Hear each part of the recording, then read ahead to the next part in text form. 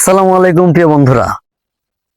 এই যে বিশ্বকাপ খেলাটা হয়ে গেল, স্পেন ট্রফি নিয়ে ঘরে ফিরলো। ব্রাজিলও শূন্য, আর্জেন্টিনাও শূন্য। এখন কথা কিছু বলি। যারাই যে বাপ ডাকলেন মেসিকে, মেসিকে 1 ঘন্টার জন্য হলো বিয়ে করবেন, মেসির জন্য আত্মহত্যা করলেন, আবার ব্রাজিলের জন্য অনেকে এগুলা করছে। মানে নোংরামির যতটা আছে সেগুলোই বাঙালি জাতি দেখাইছে এই কয়েকদিনে। এখন কার কি লাভ হলো বলেন? এই যে অনেকে যে মৃত্যুবরণ করলেন, আত্মহত্যা করলেন, পতাকা ঝুলাইতে যায় কারেন্টের সাথে বললেন, আপনাদের পরিবারকে কি কিছু দিয়া যাবে এখন?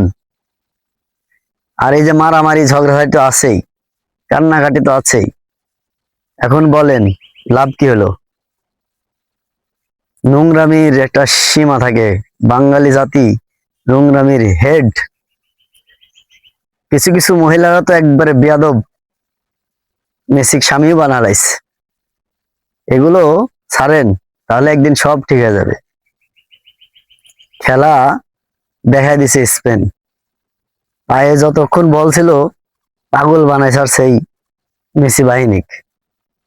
ঠিক আছে, এই জন্য খেলা শিখতে হবে। খেলা শিখতে হবে আর্জেন্টিনার স্পেনের কাছ থেকে। আর্জেন্টিনা পাগল হয়ে গেছে, পাগল। আর আর্জেন্টিনার ভক্তরা পাগল হয়েছিল। ওরে কথা, ওরে নোংরামি। ব্রাজিলও ফুস, আর্জেন্টিনাও ফুস। এখন স্পেনের কাছে কপ টপি, এখন বুঝো ঠেলা।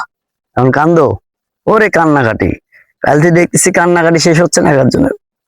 বিশেষ করে ম্যাডামেরা বেশি কান্নাকাটি করতেছে।